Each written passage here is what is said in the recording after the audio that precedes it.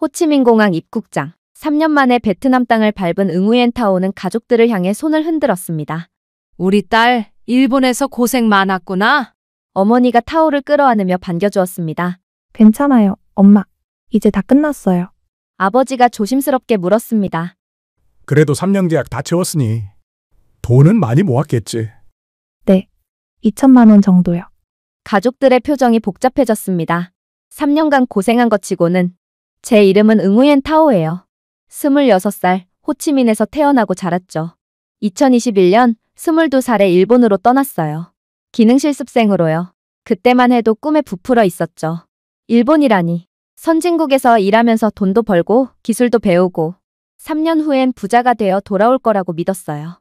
베트남에서는 일본이 최고라고 했거든요. 일본 가면 성공한다. 일본은 월급이 베트남의 10배다. 일본 갔다 오면 인생이 바뀐다. 그래서 일본어 학원에 다녔고 면접을 받고 합격했죠. 게다가 코로나 기간 기능실습생 채용 인원이 기존의 5%도 안 되던 상황에서 제가 기능실습생에 합격해서 일본으로 가게 되었으니 당시 가족들이 얼마나 자랑스러워했는지 몰라요. 하지만 3년 후 돌아온 저는 확실히 모르긴 몰라도 성공한 사람은 아니었습니다. 제가 근무하던 곳은 나고야 근교의 작은 공장이었어요. 전자부품을 조립하는 일이었죠. 베트남인 12명이 함께 일했어요. 기숙사는 6명이 한 방을 썼어요. 2층 침대 3개가 전부였죠. 프라이버시? 그런 건 없었어요. 그나마 커튼 같은 걸 설치해서 막아두는 게 전부였죠. 나중에 유튜브에서 홍콩 사람들이 사는 모습을 봤는데 우리와 다를 바가 없었어요. 관짝주택이라나 뭐라나. 우린 매일 새벽 5시에 일어났어요. 5시 30분 아침 식사, 6시 출근, 오후 6시 퇴근. 실제로는 밤 9시, 10시까지 일했죠. 잔업수당. 정해진 금액만 나왔어요. 항의하면 싫으면 베트남 돌아가라는 말만 들었죠. 사실 토요일에도 일했어요. 일요일만 쉬는데 그마저도 피곤해서 하루 종일 잤죠. 가장 힘들었던 건 외로움이었습니다. 일본인들과는 대화할 수 없었거든요. 아니, 하지 말라고 했어요. 일하러 왔지, 친구 사귀러 온 게 아니다. 베트남인끼리만 어울려라. 밖에 나가면 문제 생긴다. 일본어를 배웠지만 오히려 일본에 살면서 일본어를 잊어버릴 수준이었어요. 그렇게 3년을 살았습니다. 공장과 기숙사만 오가면서요. 2024년 초 베트남으로 돌아왔을 때 저는 완전히 지쳐 있었어요. 2천만 원을 벌었지만 잃은 게 더 많았죠. 건강도 나빠졌고 자신감도 사라졌어요. 가족들은 계속 말했어요. 조금 쉬었다가 다시 일본으로 가라. 이번엔 더 좋은 회사로 갈 수 있을 거야. 하지만 저는 일본이라는 말만 들어도 숨이 막혔어요. 그러던 어느 날 유튜브에서 우연히 영상을 봤어요. 한국에서 일하는 베트남 여성의 하루. 영상 속 여성은 깨끗한 원룸에서 혼자 살고 있었어요. 퇴근 후엔 한국인 동료들과 삼겹살을 먹고 주말엔 명동에서 쇼핑을 했죠. 댓글을 봤더니 더 놀라웠어요. 저도 한국 3년 차인데 월급이 일본보다 많아요. 한국은 야근 수당 150% 줍니다. 혼자 살아도 아무도 뭐라 안 해요. 정말일까? 의심스러웠지만 동시에 희망이 생겼어요. 2024년 3월 저는 한국어 학원에 등록했어요. 주변에서는 다들 놀랐죠. 왜 일본어 실력을 버리고 한국어를? 한국이 일본보다 나을 게 없을 텐데. 하지만 저는 이미 결심했어요. 일본이 아닌 다른 길을 가보겠다고. 한국어는 일본어보다 쉬웠어요. 한글을 익히는 건 비교도 안 되게 쉬웠고 무엇보다 일본에는 글자 수가 몇 개 안 되고 발음할 수 있는 가지수도 몇 개 안 돼서 모든 단어가 다 비슷비슷했는데 한국은 단어마다 느낌이 정말 달라서 오히려 익히기가 더 쉬웠죠. 5개월 동안 열심히 공부했어요. 하루 6시간씩 주말도 없이요. 그리고 한국 회사들의 이력서를 넣기 시작했죠. 2024년 8월 믿을 수 없는 일이 일어났어요. 한국의 무역회사에서 연락이 왔거든요. 베트남 시장 담당자로 채용하고 싶다고요. 면접은 화상으로 진행됐어요. 한국어가 서툴러서 걱정했는데 면접관이 웃으며 말했죠. 베트남어가 완벽하시니까 한국어는 천천히 배우셔도 됩니다. 저희가 원하는 건 베트남 시장을 아는 분이에요. 그리고 더 놀라운 건 연봉이었어요. 월 300만 원. 일본에서는 잔업까지 해서 월 200만 원 초반이었는데 한국은 기본급이 300만 원이었어요. 믿기지 않아서 다시 물어봤죠. 정말 300만 원이냐고. 네, 그리고 성과급도 별도입니다. 주거지원금도 월 30만 원 나가요. 한국에 안 갈 이유가 없었어요. 그리고 처음부터 그 격차는 엄청났는데요. 서울 구로구의 깨끗한 오피스텔. 풀옵션 원룸이었죠. 혼자 쓰는 방이라니. 일본에서는 6명이 한 방을 썼는데 여기서는 혼자 6평을 쓰는 거예요. 월세는 회사에서 절반을 지원해줬어요. 원래 30만 원만 지원이라고 했는데 그냥 반반 부담하기로 했죠. 그래서 제가 내는 건 40만 원뿐이었죠. 9월 16일 첫 출근 날이었어요. 회사는 가산 디지털 단지역 근처였죠. 깨끗한 오피스 빌딩 8층이었어요. 더 놀라운 건 근무 시간이었어요. 오전 9시 출근, 오후 6시 퇴근. 진짜 6시에 퇴근하는 거예요. 일본에서는 6시는 본격적으로 일 시작하는 시간이었는데 첫날 점심시간 동료들이 저를 데리고 나갔어요. 한국에서 먹는 베트남 음식은 별론가요? 근처에 쌀국수 맛있는 데가 있어서. 한국인 동료들이 먼저 베트남 음식점으로 데려가다니. 일본에서는 점심도 공장 구내식당에서 15분 만에 해결했었죠. 밖에 나가는 건 상상도 못했어요. 이게 정상적인 직장 생활이구나. 처음 느꼈어요. 10월이 되었을 때 저는 완전히 다른 사람이 되어 있었어요. 우선 얼굴에 생기가 돌았어요. 일본에서는 항상 피곤하고 우울했는데 한국에서는 아침에 일어나는 게 즐거웠죠. 매일 고통에서 버티는 시간이 아니라 한국이란 나라를 제대로 즐길 수 있겠구나 하는 생각이 들더라고요. 제대로 먹고 제대로 쉬고 그래서 한국 문화를 경험할 수도 있고 정말 천국에 온 것 같았어요. 무엇보다 큰 변화는 마음이었어요. 일본에서는 나는 그저 돈 버는 기계라고 느꼈는데 한국에서는 나도 회사의 일원이라는 느낌이 들었어요. 동료들이 제 의견을 물어봤거든요. 베트남 시장에서 이 제품이 어떨까요? 정말 이게 잘 팔릴까요? 제가 전문가 대접을 받는 거예요. 단순 노동자가 아니라 10월 25일 첫 월급날이었어요. 통장에 찍힌 숫자를 보고 눈을 비볐죠. 298만 7천 원. 세금을 공제하고도 거의 300만 원이었어요. 일본에서는 잔업까지 포함해서 겨우 20만 엔이었는데 말이에요. 더 놀라운 건 명세서였어요. 기본급 300만 원, 식대 10만 원, 교통비 10만 원.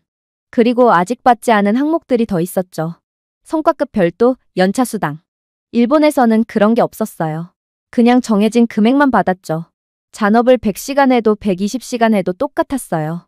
일본 친구들한테는 말도 못했어요. 믿지 않을 테니까요. 한국 생활에서 가장 좋은 건 퇴근 후의 시간이었어요. 일본에서는 밤 10시에 퇴근해서 기숙사 가면 씻고 자는 게 전부였어요. 주말도 너무 피곤해서 그냥 누워 있었으니까요. 한국에서는 달랐어요. 월요일엔 회사에서 복지로 제공하는 헬스장에 갔어요. 회사 직원이면 누구나 갈 수 있는 헬스장이었죠.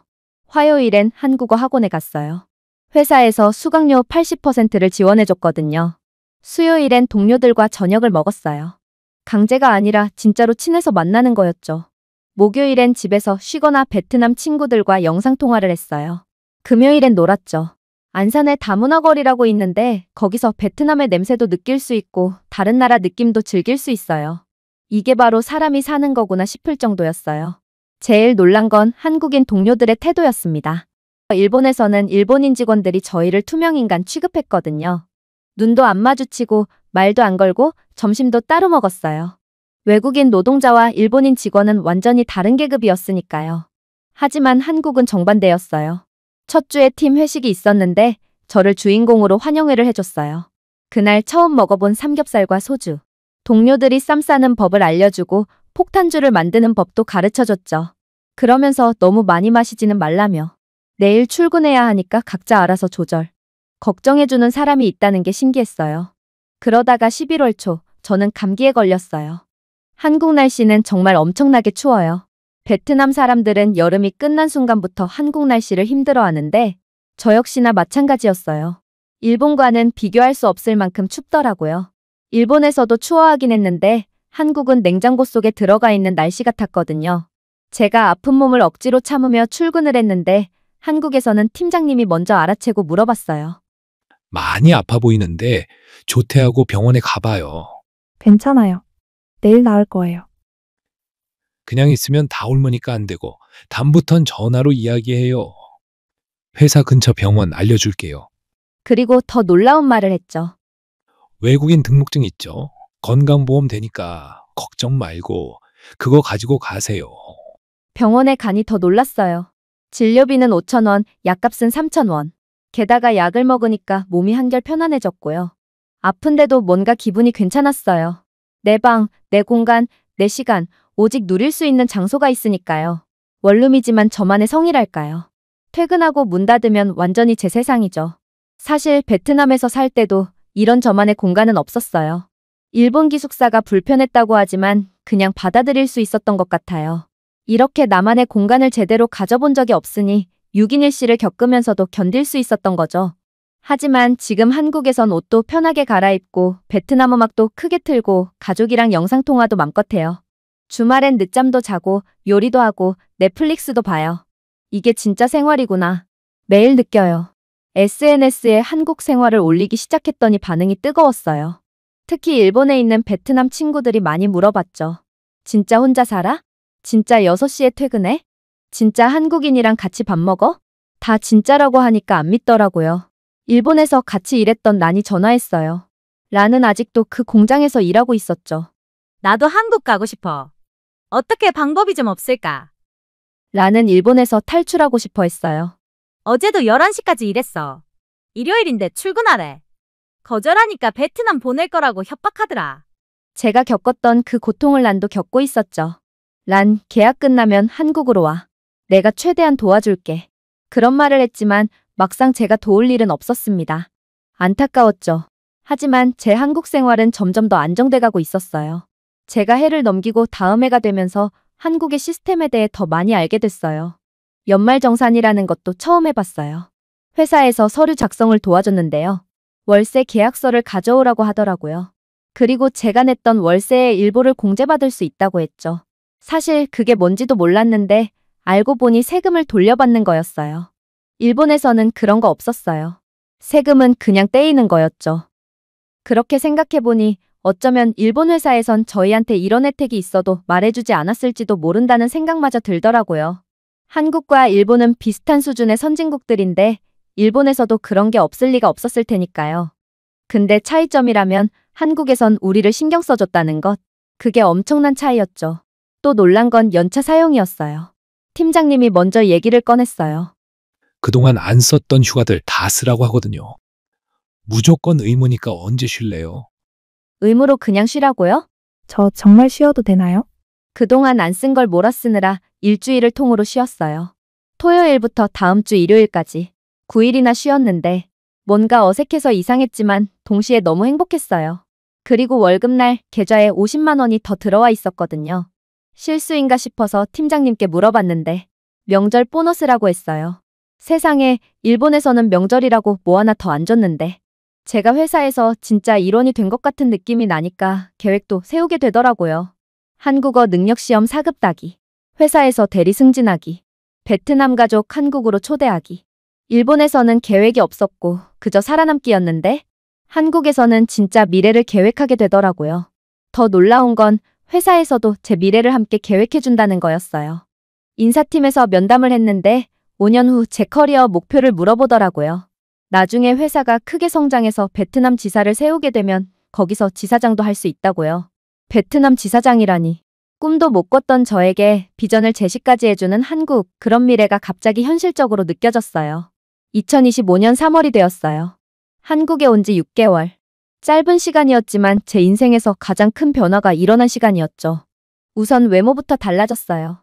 일본에서 찍은 사진과 지금 사진을 비교하면 완전히 다른 사람 같아요. 그때는 얼굴이 까맣고 수척했는데 지금은 혈색도 좋고 살도 적당히 올랐죠. 머리도 예쁘게 기르고 있어요. 일본에서는 공장 규정 때문에 항상 짧게 잘라야 했거든요. 무엇보다 표정이 달라졌어요. 사진 속 제 얼굴에 미소가 있어요. 진짜 미소요. 회사에서도 인정받기 시작했어요. 베트남 바이어들이 저를 지명해서 찾았거든요. 그래서 3월부터는 베트남으로 출장도 가게 됐어요. 회사를 대표해서 베트남에 가는 거예요. 비즈니스석을 타고 좋은 호텔에 묵으면서요. 고향 쪽과 전혀 반대쪽으로 출장을 가느라 가족들을 만날 순 없었지만 가족들에게 제 모습을 보여주고 싶을 정도로 자랑스러웠습니다. 그리고 다른 베트남 친구들한테도 보여주고 싶을 정도로 자랑스러웠어요. 일본에서는 상상도 못했던 일을 제가 해냈다고 생각이 들었으니까요. 그러다가 4월에 충격적인 소식을 들었어요. 일본에서 같이 일했던 친구 흐엉이 병원에 입원했다는 거예요. 과로로 쓰러졌대요. 겨우 24살인데 다른 친구들 소식도 좋지 않았어요. 미는 공장에서 다쳐서 베트남으로 돌아갔고 투이는 우울증 약을 먹고 있대요. 3년 계약을 끝낸 친구들도 대부분 베트남으로 돌아갔어요. 일본에서 번 돈? 얼마나 모았는지 묻는 것 자체가 신뢰 같더군요. 그런데 저는요? 6개월 만에 1,000만 원을 모았어요. 일본에서 3년 동안 모은 돈의 절반을 한국에선 6개월 만에 모은 거예요. 월급도 높고 쓸 일도 아예 없으니까요. 건강하니까 병원 갈 일도 없고 행복하니까 스트레스로 돈 쓸 일도 없었죠. 한국 회사 동료들이 그렇게 돈 모아서 어디다 쓰냐고 저보고 짠순이라 그러는데 사실은 나름대로 계획이 있었어요. 그렇게 그 돈으로 저는 부모님에게 한국 여행을 시켜드리기로 마음먹었어요. 그렇게 5월에는 부모님이 한국에 놀러 오셨습니다. 그리고 저도 잘 모르지만 서울 구경도 시켜드리면서 동시에 제 생활을 보여드렸어요. 깨끗한 원룸, 회사 사무실, 자주 가는 식당들. 어머니가 제 방을 보시고는 눈물을 흘리셨죠. 일본에서는 6명이 한 방에서 잤다는 이야기를 뒤늦게 해드렸거든요. 이제야 사람답게 살고 있다고요. 회사에도 모시고 갔어요. 팀장님이 직접 나와서 인사해 주셨죠. 저희 부모님에게 좋은 말씀을 해주신 팀장님께 정말 감사했죠. 아버지가 나중에는 말씀하셨어요. 일본에서 돈 번다고 고생하는 걸 알아서 미안했는데 한국에선 잘 사는 것 같아서 자랑스럽다고요. 게다가 요즘 서울의 베트남 커뮤니티가 완전히 달라졌어요. 예전에는 불법 체류자나 단순 노동자가 대부분이었는데 이제는 달라요. 회사원, 대학원생, 번듯한 회사에서 종사하는 사람들이 늘어났죠. 우리들의 모임도 있어요. 베트남 직장인 여성 모임이라고 한 달에 한 번 만나요.